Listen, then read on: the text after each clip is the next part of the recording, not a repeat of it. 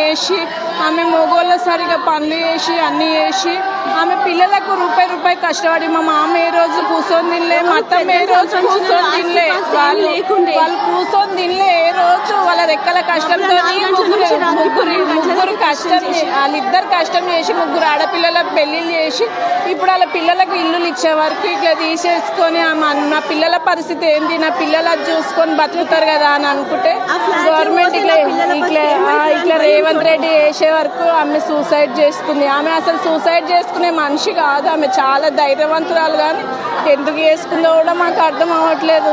ఆమె నా పిల్లలు ఎట్లా, నా కొడుకులు లేకున్నా కానీ నా పిల్లలు మంచిగా ఉంటారు కదా అని అన్నట్టు అనుకుంది. కానీ ఇట్లా వేసుకునే వరకు ఆమె తట్టుకోలేదు. ఇల్లు తీసుకునే వరకు నా పిల్లల పరిస్థితి ఏంది, నా పిల్లలకు కూడా ఆడపిల్లలే ఉర్రు అన్నట్టు ఆమె మనసు మీదకి తెచ్చుకొని చేసేసుకుంది. ఈ గవర్నమెంట్కి ఎంత న్యాయం అవుతుందో ఏమో కానీ అర్థం అవ్వట్లేదు.